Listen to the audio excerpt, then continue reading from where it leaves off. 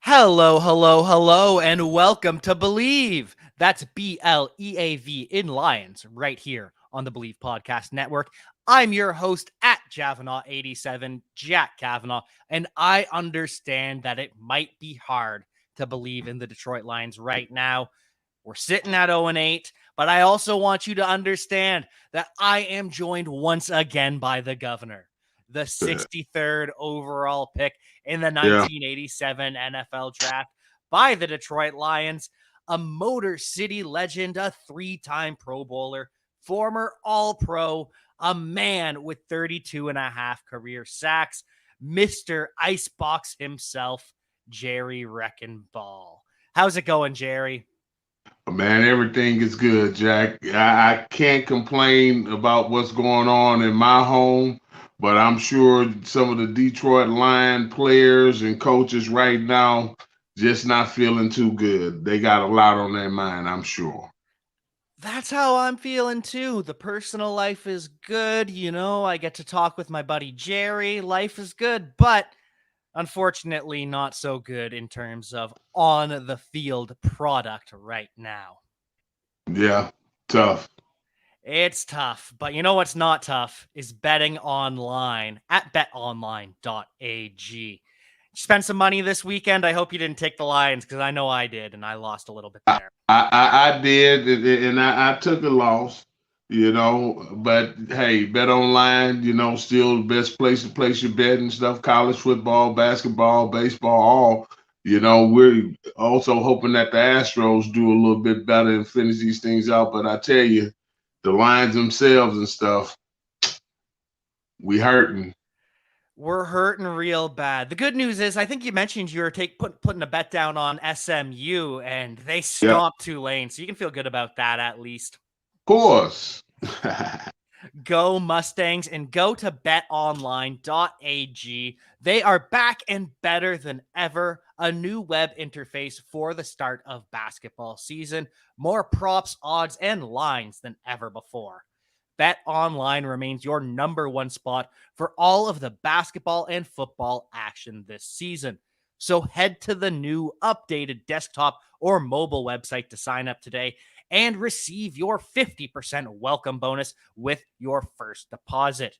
Just use our promo code Bleav50. That's Bleav 50 to receive your bonus. From basketball, football, baseball postseason, NHL, boxing, and UFC, right down to your favorite Vegas casino games. Do not wait to take advantage of all the amazing offers available for the 2021 season. Bet online is the fastest and easiest way to bet all of your favorite sports. Bet online where the game starts. And I almost wish this game didn't start. Lions lose 44-6. Went into halftime down 17-0 too. That was manageable. Give up 21 points in the third quarter. Detroit doesn't get on the board until 7 minutes left in the ball game. That was terrible. Both teams were playing their backups at that point. Nice to see Jamar Jefferson get his first career score, but outside of that, how are we feeling? Wow, man, I tell you, out of all the teams, I really thought that the Lions had an opportunity to get a win playing Philadelphia. Their team that was struggling in its own right and stuff had a lot of, I guess you would say, questioning of the coach strategy and some of his philosophical. But clearly, they heard his message and they responded in a way that not only did they win the game, but they did it in such a convincing way that it really makes you have to look at the lines because for a team that was, I would say, struggling at a level, to come in and just manhandle you up front like that, both on the run and on quarterback getting hit and sacked and stuff. It was just one of those things where you just could not the Lions could not get their rhythm going at no level. I think, when they missed the field goal, that I think that was like a sign of what was to come. It really was the first missed field goal since week 1. The Lions were without their special teams coordinator because he was on the COVID-19 list, and it just went downhill from there. Have you ever been a part of a blowout like this? What's that like on the sideline, in the locker room, and the next practice? Well, I tell you, it gets very edgy in the meeting rooms. It's very edgy on the field, in the huddles, because you're trying to correct it. And, if a guy's having a hard day and he's not adjusting and stuff, you'll get the light put on you. But when that light is on you, you have to respond or they're going to have to make some type of change. So it gets to a point whereas when you take a lopsided whooping like that, every job it should be evaluated. You got to look at every position. Are we putting them in the best position to win? Are we playing the right personnel in combination? Are we putting the guys in the best possible way of winning? But then also they got to get past some of the other things that, I've said earlier and stuff. Eventually you got to get past some of the talking and get to some basic football stuff that's going to be real. That's not going to be, Sergeant Carter talking to Gomer Powell type stuff. And even if Sergeant Carter, he made a lot of demand on Gomer Powell, but Gomer's the one that always proved to be right. So it was coming from the opposite end. So maybe the coach might want to start listening to if the players have some adjustments. Maybe they don't just come from the coaches now. And you talked about getting back to basics, something that clearly the Lions need. They only had 11 completions, they as in the Eagles, only 114 yards passing. And that's because they ran all over the Detroit Lions. 236 yards on the ground. And this wasn't even about leaky tackles like you've talked about in the past. They were getting full on juked by Boston Scott and Jalen Hurts, not even making contact. The one that drove me the craziest was 3rd and 12. Jalen Hurts drops back into his own end zone. They get a little bit of pressure on him, skirts up the middle, 20-yard gain. And that painful, and no push from the D line, bullied by the Eagles offensive line. And Michael Brockers came out after the game, said he does stand by Dan Campbell and that the coaches can't want it more than the players. What do you think he means by that? And is there anyone he's particularly calling out or just the team in general? Well, let's just say this, as a player, he should rally and players should rally behind the coach.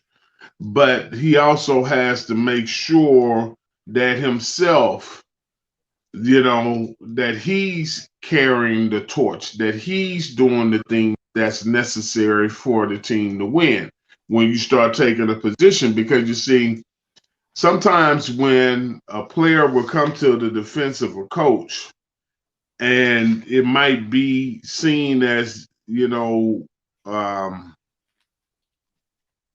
I'm not going to say a conflict of interest as much as it is a player has to be careful. He could lose a lot of respect in the locker room, But then at the same time, you want everyone in the room to have each other's back. So he's doing in that regard what he should do. The way that the Lions, I'll tell you how I knew that it was bad. When Jalen Hurts is actually running a running play. All right, now think, Lamar Jackson, Jalen Hurts, they all got a little mobility. But when you actually running a play and you're going to put your quarterback at risk, that means you're comfortable. So they were comfortable in what they were doing. And they were comfortable letting Jalen move around in the pocket to the point that he got a lot of big runs, but he had some design runs where his options is either give it to the fullback or to the back that's in the dive or take it to the corner. A couple of times it was he was taking it to the corner. no dive, no anything. He would had no actually decision that he was ever going to hand that ball off. And when that's happening, that means that the quarterback can get to the edge, and that means lose containment. So I think, in some of the things that I've seen, even from a physical side, they made the guy Sweat look like he was Reggie White. You know, Mm-hmm. he ran through two guys, the tight end, which I felt, really didn't, you know, put forth the necessary effort to chip him. Really, it's just one of those things. They look bad in a lot of ways, and really not trying to rag on them, but it was some bad football out there, and they wasn't hustling. I didn't like the fact they were doing a lot of standing around, pushing, and everything. Like you said, we don't want to rag on the Lions too much, but we have a job to do. We've got to talk about it. Yeah, And there were times where there was instant pressure up the middle, so Goff just gets those happy feet. He starts sprinting backwards, and then there's no way that Penei Sewell can stop the guy getting around the edge because he's now 15 yards deep. You can't stop a freak athlete like that getting around, and so it was just multiple levels of bad football at times. yeah. Nice to see Darius Slay, I suppose. He got a touchdown in his former home stadium. Avonte Maddox, too. He's the one that forced the fumble on DeAndre Swift. And talk about DeAndre Swift. That was disappointing performance from him, to say the least. Do you think part of that was missing Jamal Williams to get everyone fired up before the game? No, no. I think that it really came down to Philadelphia's defensive line handled the line, the Lions line, and Swift really couldn't get started in that way, And when you looked at, if you go back and look at the game, you will also see that when the Lions running backs were getting tackled, it would be four Eagles on him, and it'll be four Detroit Lion offensive linemen standing up around the pile. And that, if you're bodying somebody and putting your pads on them, your contact is going to go until the whistles say stop. But when it was stopping, they had already stopped before the play stopped. And that, is a telltale. Either they were tired, but they look very lethargic. And one of You the know, things that I noticed was the Eagles, they traditionally don't blitz their linebackers a ton. They usually try to get pressure with four. They mixed it up. They were blitzing the linebackers, and the Lions just had no counterpunch for that. They were getting clean shots at the QB. Is that because Frank Ragnow is gone and he was making the calls at the line? Now the rookie has to, or Jared Goff has to. How does well, that yes. work? Well, at any point that you have a veteran center that's been your field general, outside of the quarterback, the center is the field general. He's the one going to get the protections going in the right direction. He's going to want to identify who they think is priority from the inside out. He's going to identify, in most cases, who the actually blitzing person is. So that center definitely had a job. And because Philadelphia was giving them a look that they didn't really show, I'm sure that it created, some problems for them. And it's very hard because you got to really understand that you're making decisions in 5 seconds. You come up to the ball, right? Put your hand on the ball. Quarterback looks at the clock and then he starts his cadence. In those 5 seconds, if you're going to make any calls, you got to do it then before he finishes that cadence. And You know, one of the other things with the Eagles linebackers, they healthy scratched Eric Wilson, who had been a starter for them, and they went with some younger, more athletic players, which probably hurt as well. And maybe that's something the Lions need to start thinking about, is injecting those young players who aren't going to stand around the pile, because that's embarrassing. And that's what Lomas Brown had to say after the game. He does the post game content on the Detroit Lions YouTube page. And he was saying it was embarrassing, especially with it being Alumni Day. and to get a lump like that on Alumni Day and the honoring of Chris and stuff, that wasn't what we called a good look. No, and I have to imagine that's one of the reasons they scheduled Alumni Day and Chris's induction for this week is because they thought they could get a win, and that was not the case. Yeah. Well, no, the Alumni Day, just so you know, it's actually decided before the season what game is going to be. So before they play the first game, they give us a date in October. It is always in October, though. It's one in Ah, October. And so, they could have been, 6-1. You know what I mean? But I just feel that right now, um, they got to do better than rally the troop.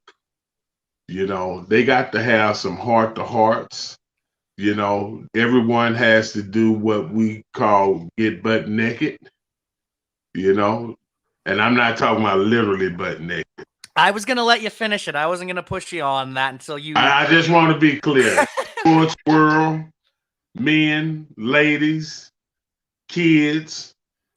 When I say that, is that let your natural emotions come to the top so everyone will know how you feel.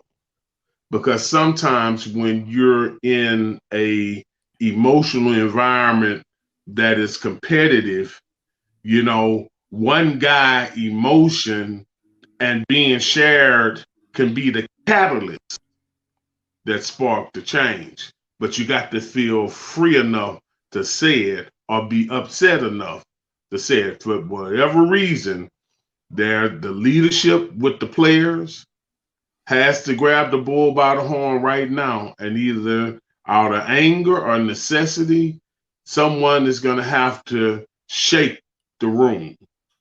Then, from a coach's standpoint, I think the coaches are going to have to not give. It's like some of the language that's associated with how we describe performance and results can be equivocating on the points that needs to be said. As an example, we didn't block well. Well, hell no, you didn't block well. No, what you need to say is that we need to block well by getting in our technique and making sure that we're keeping our pad levels at a certain height and keeping pad pressure on the man versus reaching. Now he just talked to some specifics of what they need to do that anyone can visually see. Oh, they're not really putting their body on them. They're reaching for them, And when you're talking about blocking techniques, those are some things that a coach can say that a player like, oh, and it'll click. But as a fan, when you get the general, statement, oh, well, we didn't block well up front and stuff. Well, really, what didn't you do? And so it's good for the general public conversation to talk like that. But for the team, he needs to get into those techniques. He needs to get into what he sees. And he has to be open enough that he allows the players to tell him where they're disagreeing. And if they're disagreeing, because here's the reality. If I'm playing a coverage and I'm not comfortable in the coverage because I know I run a 4-5 and most of the receivers coming out there is a 4-3, and you telling me that you want me to press him on this coverage, but you want me to come up and bump him. And I know that if I miss him and he runs 4-3 and I run 4-5, I'm in a chase position. Okay. Now I might be uncomfortable, but coach is asking me to do it, so I'm attempting to do it. But if coach is talking so much rah and get your ass in line, or I want you to do it like this and don't want to hear nothing, when it get like that, then he can miss a lot of good coaching points where he can go and make a corrective thing because he doesn't understand. This is why he's playing it that way. This is why he's cheating outside, because he knows all his inside help is what he's going to need, because he's got to get that safety over top, but he wants the safety to see he probably going to be running free. So it's little things like that that he has to get into the player's psyche. He has to figure out. This is what I said. If you remember when the Lions went 0-16, right? Mm-hmm. They did do that, right? Unfortunately, they did go 0-16. Okay. Now, do you know at 0-16 that you or and I could have been the head coach and got those results? Mm-hmm. In what way? You 0-16. Sorry. Yes, sorry. I misunderstood. Yes. Yeah. So it wasn't about the record. It was about the performance. So how do we get the team to perform? Because these are pros and they are assembled together. But whatever it had that team, whereas they couldn't get it shook and went 0-16, he has a chance at mid-season bye to reconstitute his foundation. And matter of fact, it just, like today, I got up and I didn't really have much plans to do much today, but I started repotting my pots for my herbs and my gardens because the freeze froze all my stuff, and I'm planting flowers and I'm mixing old dirt with new dirt, getting it some nutrients and stuff. He has to go get his hand in the dirt and he got to repot his message and make sure it's planted on good soil. He got to make sure that he's fertilizing it with knowledge, instruction, and understanding, so that when the team grows, we'll see the fruit of that work. That's the thing. The Eagles too. People made fun of Nick Sirianni's gardening analogies, but it resonated with the team clearly based on the way they played. They responded, They responded, But I think that honestly, I know the organization is shook, and I'm sure that upper management, meaning ownership and those that's close, got to be looking like, okay, we just need a break. But actually, I know it's tough. To know that the best you can do right now is be a 500 club. Mm-hmm. That's the best you can be. Yeah, it doesn't give a lot to sort of look forward to at this point. And the second half of the season, you got to go see Minnesota, got Green Bay again, got Chicago again. I've got the Cardinals, got the Seahawks with Russell Wilson back healthy. There's a lot on the horizon to not look forward to. And the Lions fans, even now, there was a lot of boos on Sunday. The loudest the boos got were when it looked like Jared Goff threw it away on 4th down to end the game. Goff clarified after that he wasn't throwing it away this time, that it was a physical error, not a mental error, and that it was an overthrow. But does it really matter at this point? And do you think the boos from the home fans are starting to get to Goff? Well, here's a fact. I mean, everyone is human, and we have some emotional intelligence that would say that some things would affect us at some level. I don't care who we can walk around. The only way it probably wouldn't matter if we were a moot, But he's human. He's gonna make mistakes.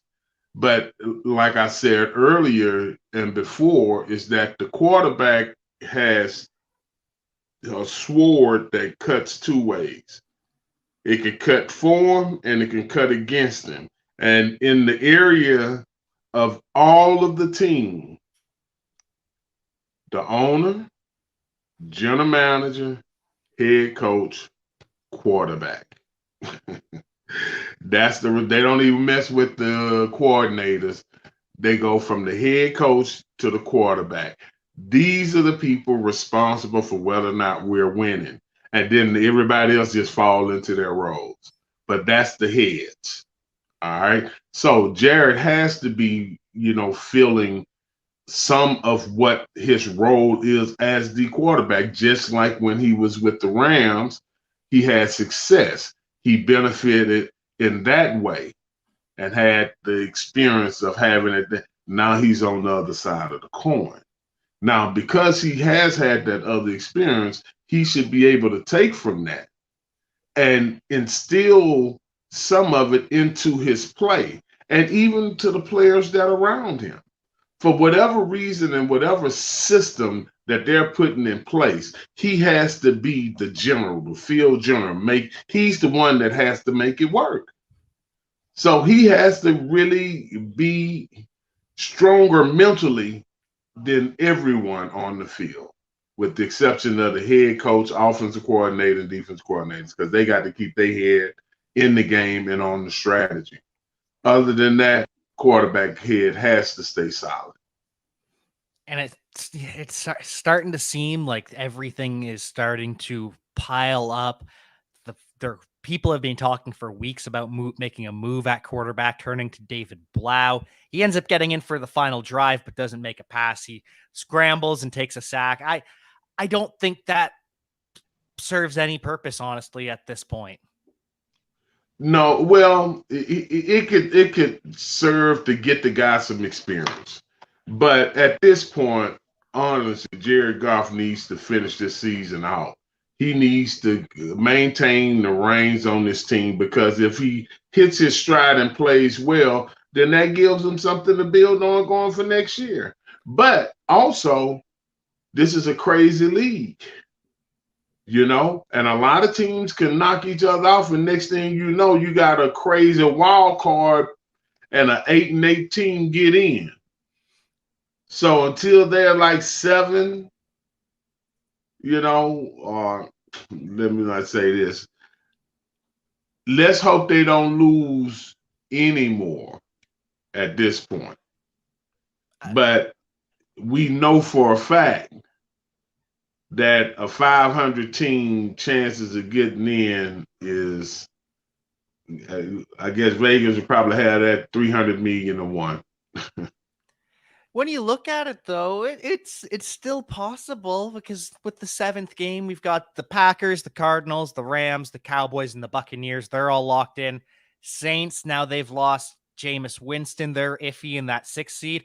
And the Panthers at 4-4 are in that 7th seed. So if something can snap this bye week, if they can go on a run and get things right in just somehow, it could end up being interesting, at least. Well, it's going to be more than interesting if any of that happened. That means that everybody fell off. Never say never, Jerry. Never. I didn't say never.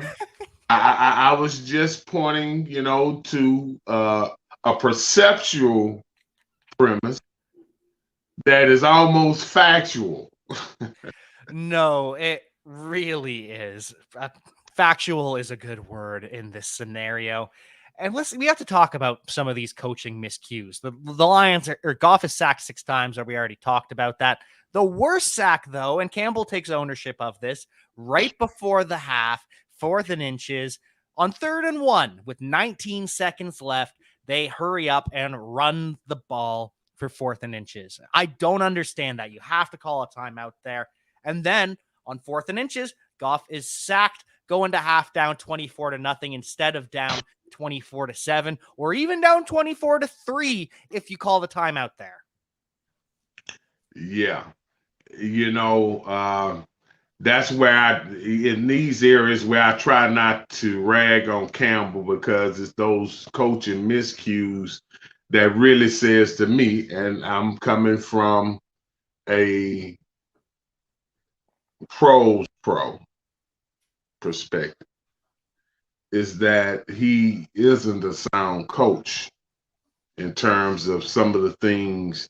He's a very emotional coach in his decisions and some of his choices of what he chooses.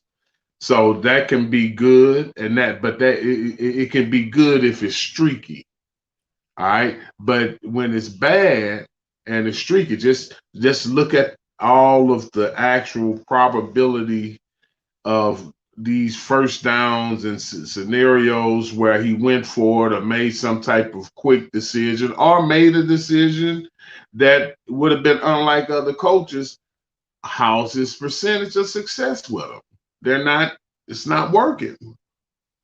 And every time again, you're practicing not getting it.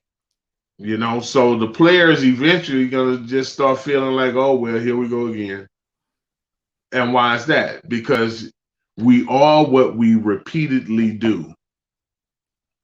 That's who we are.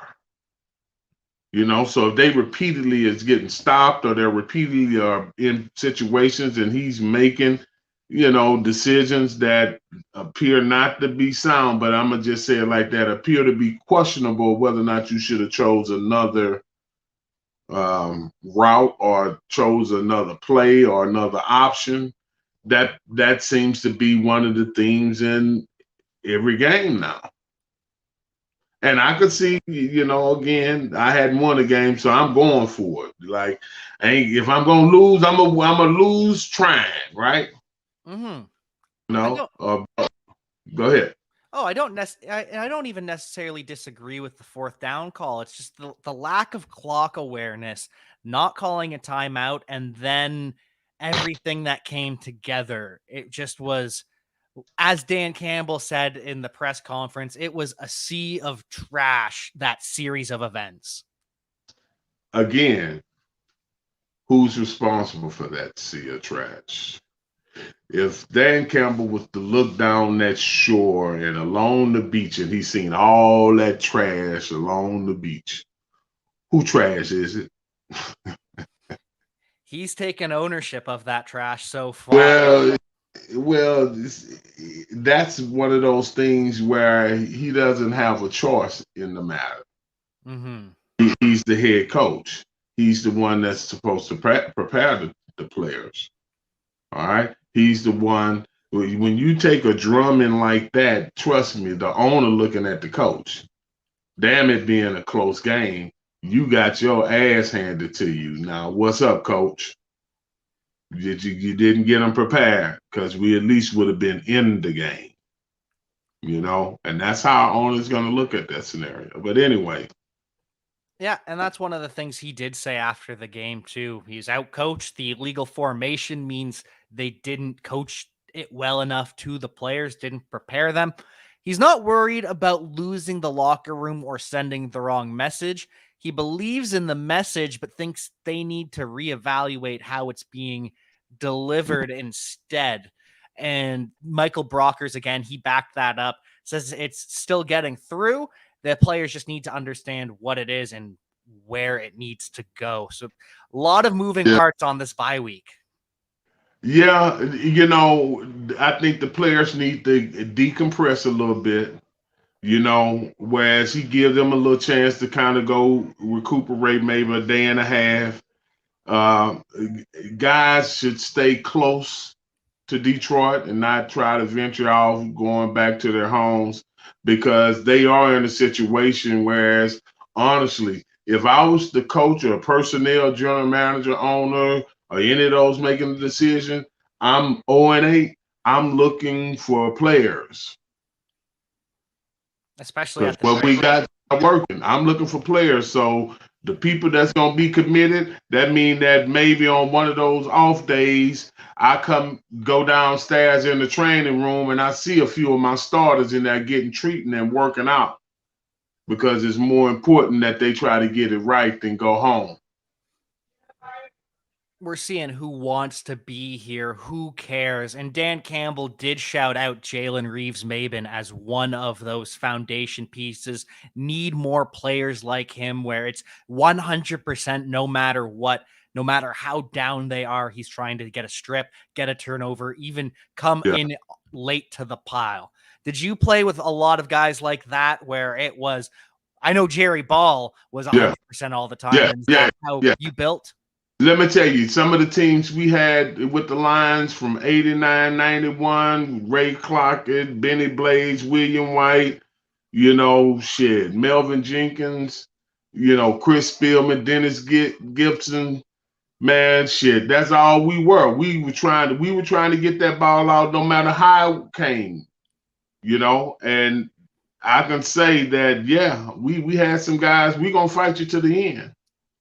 And that was when the younger players like myself and Benny and Chris, we were the middle of the defense, So the one thing that we had built was probably one of the most solid middles in defense in the NFL. I'm at the nose, Chris at linebacker, and Benny at free safety. All of us all pros. Every team that when you're trying to build a team, you start with the middle because the shortest distance to the goal line is straight ahead. So you want to defend your middle, just fundamentally. So when you have guys now that are playing to the end, that shows some character. We were those type of teams. We was 3-13, 4-12 and stuff, and learning how to win, learning how to compete, learning how to be on that field and keep our head up. Whereas, like, it don't matter what that score, I'm about to bust you in your mouth. Taking We did that. pride, right? That's right. And then eventually we hit our stride. And then in November and December, there were no teams had better records than the Lions in November and December when Wayne Fontes was our coach. Check that out. Go check it out. He had us ready in the time he had our team peaking at the right time. And that's, kind of what these guys got to find. They got to find what their plateau is from a peak. Because right now other teams are going to be getting better, so they're going to need to step on their gas this week and play some catch up. Who are you looking to spark that and be a catalyst for this breakout that we need to see, even if it's just slight improvement? Who needs to step up on the field and in the locker room?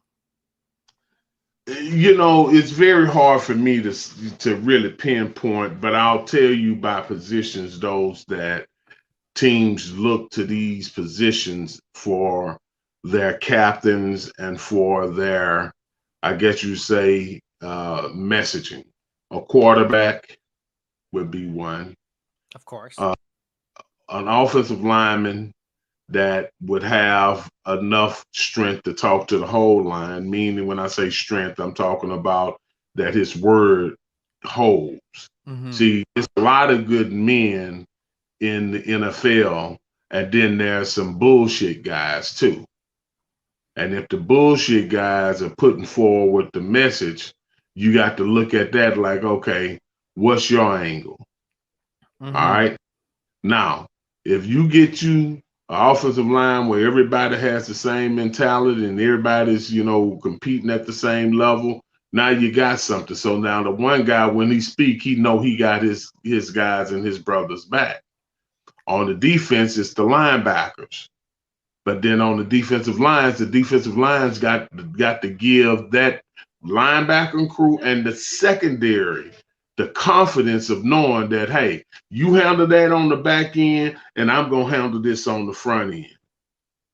That has to come from a defensive lineman, and that's how the tempos get set. And I'm not saying that the receivers and the backs and all those guys aren't catalysts and DBs to getting guys riled up, but in the real aspect of it, it's in between that front seven on offense and defense. They're going to be the ones that's truly bringing the emotion from player to player.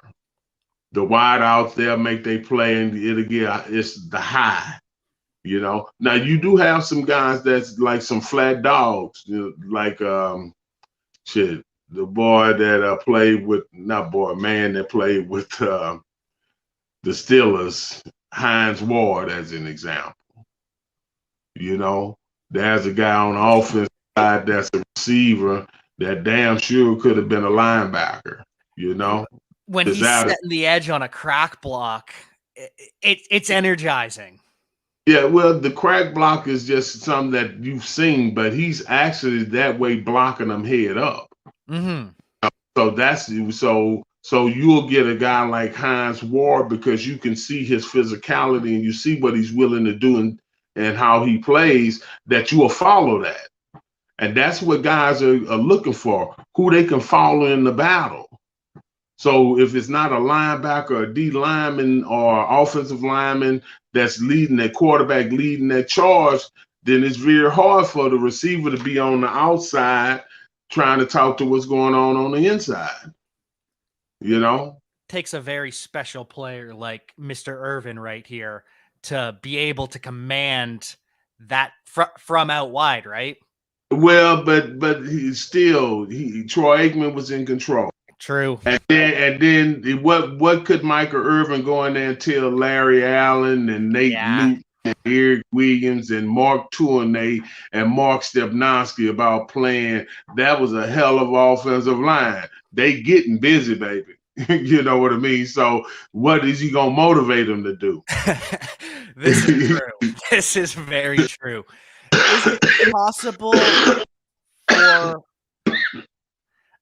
it possible for a rookie to set that tone on the offensive line? Because we've seen Penei Sewell step up at times and be that attitude, but he's so young. So is it possible for that youth to be that voice? Yes, if he was able to really command that presence. And when I say presence, that means that he is dominating. He is doing what I'm saying Hines Ward is doing as a receiver, where he's literally showing his physicality in a way that you like, damn, man, did you see how he handled him? Whereas, okay, now he's getting a respect with it. Chase Young last year would be an example, I imagine. Yeah, so he has some growing to do. And I watched him a couple of series, just looked at him. It didn't matter what the play was. I just looked at his play. Sometimes he get lost in space. And what I mean by when I say lost in space, it's like when a lineman is looking for someone to block, and and you really should be attacking the point and understanding these leverage points. But when you're in space, it can be difficult to say that you're an aggressive guy, that you're doing what you should do. Thinking too much and playing too little would be a good way to put it. Mm-hmm. So yeah, well, it might not even be thinking too much as it is, he's in the pro game. And so you've talked about how Chris Spielman was a big part of that foundation you had, where it was the core, the nose tackle, the linebacker, the safety. And we've got to go out on a high note, I suppose, or at least discuss some positives of this. So Chris Spielman, 19th member of the Detroit Lions Ring of Honor. Did you have a chance to watch any of the ceremony from home, or have you talked to anyone that was there? No, I have not. I have not. I wished I would have had an opportunity to be there, and it's a good thing. And so I saw a video, they addressed the fans at halftime, and Chris said that he's been given a second chance to do his best to represent the fans and give them what they deserved.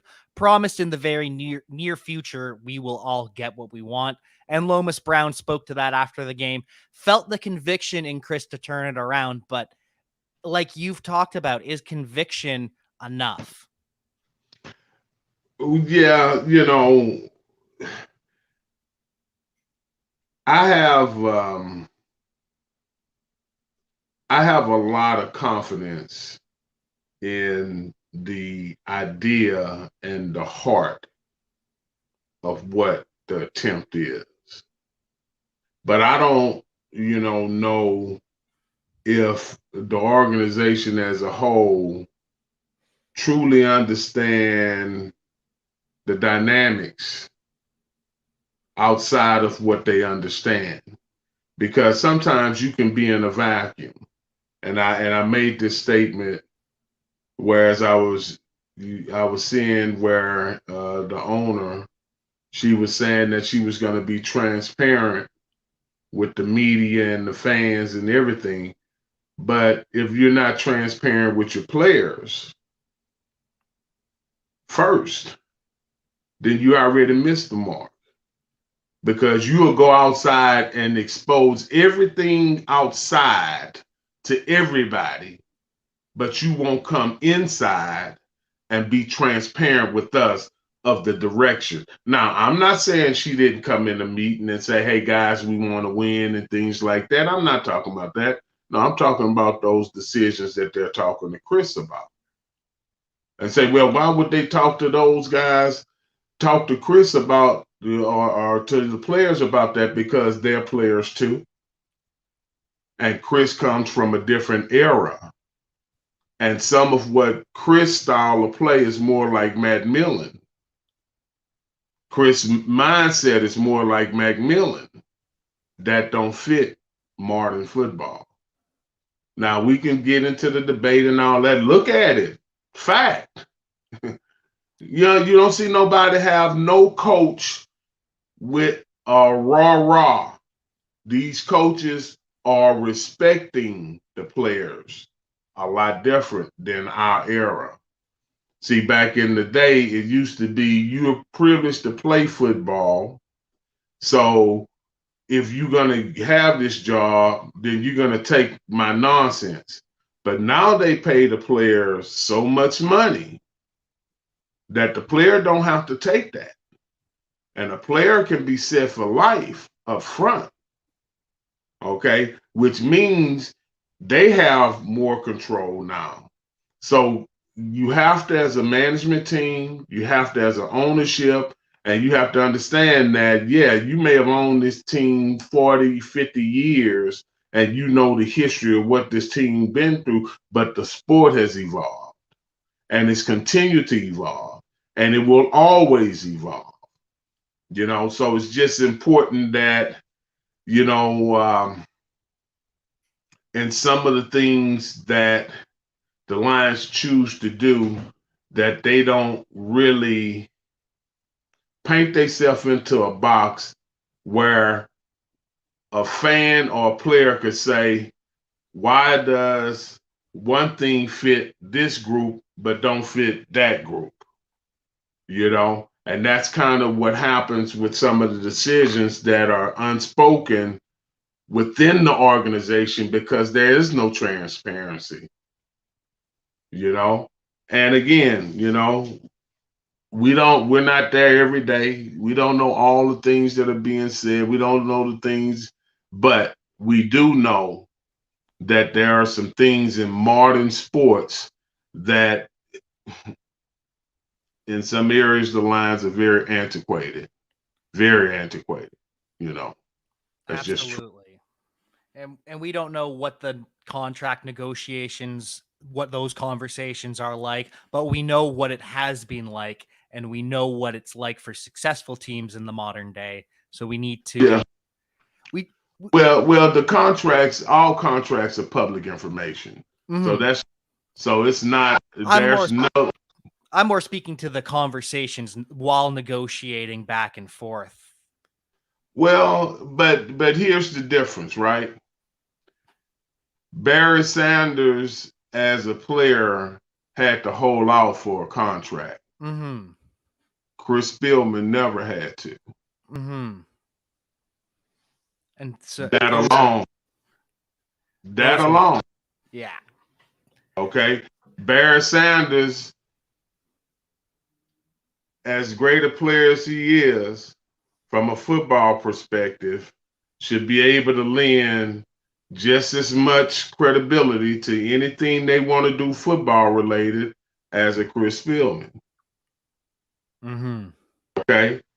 Or Herman Moore, but at the long end of it, there's some things that among the players, like even the alumni week, how guys are looking at what players are invited and what players were not invited. You know, the Lions have a way of doing things that way, and they leave it at the mid-level people to make a decision, but those people don't even know the history and don't even know why they're making the decision on why we're not going to call him. They just told him, hey, don't, hey, be careful with him. Okay, well, if we're going to be careful with him, we're not going to invite him. But he should be here, But you take a guy like myself, they'll say, be careful with me, but want them to be careful with me like I'm going to bite their hand. No, I'm going to tell you the truth. Don't ask the question if you don't want the truth. Mm-hmm. That's different. And I do understand discretion.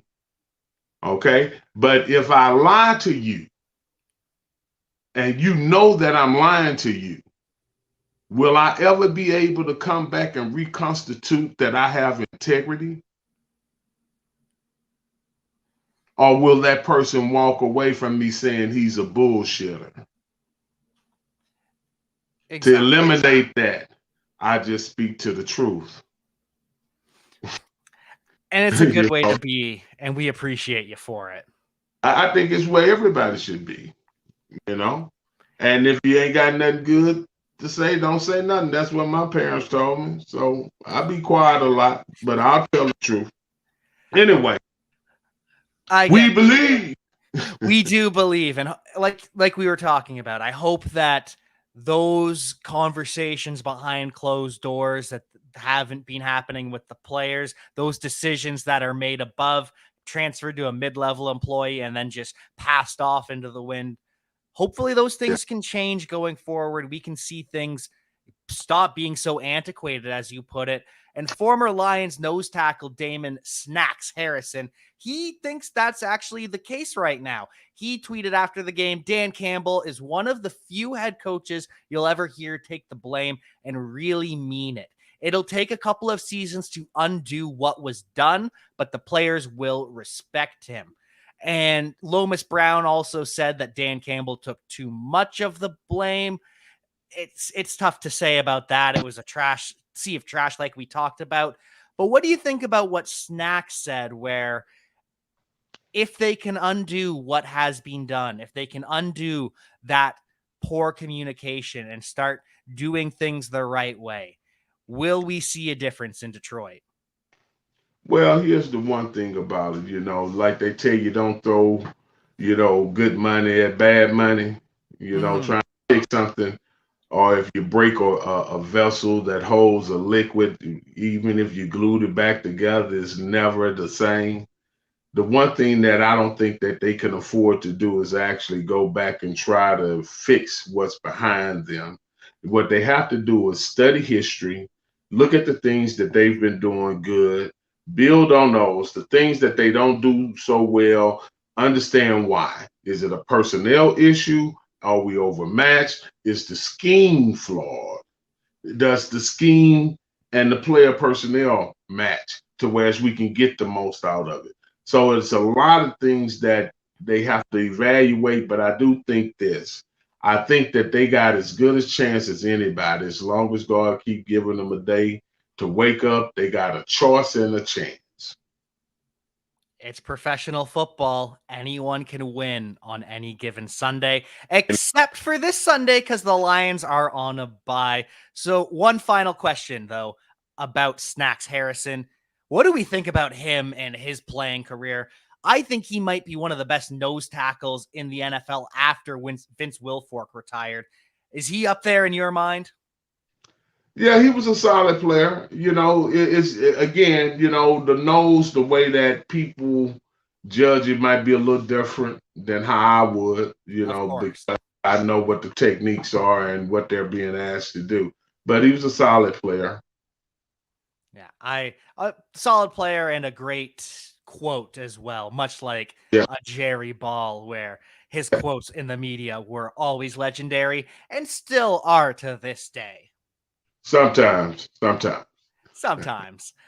to time on this podcast, on the Bleav in Lions podcast. And so before we head out here, Any fragrance recommendations? I'm assuming there's no Dark Rebel for Dan Campbell. There's no King for DeAndre Swift and no Allure for the team. Man, we're not going to waste any fragrance on that. They stunk it up too much that they need to take a shower first. Or wash it off. It's like the kid in elementary school that instead of showering just covers himself in Axe body spray. That's what we'd be doing here, and we can't afford that. I'm saying this is their look.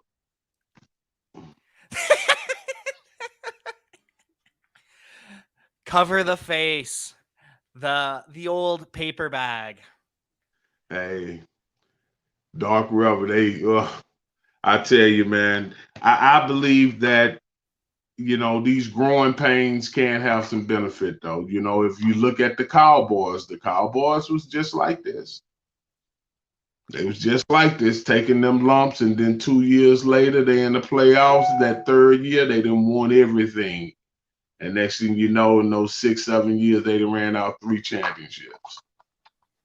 That's something to aspire to be. And even with the Cowboys last night, they won with a backup quarterback. It seems like they might be turning it around in Dallas as well. You can always turn it around in the NFL. Unfortunately, though, I don't think we can turn it around and give anyone a PB&J play of the day or Jerry's baller of the weekend. I don't think we can give that to anyone at this point. Nah, not no lopsided win loss like that. We gonna keep that in the bag.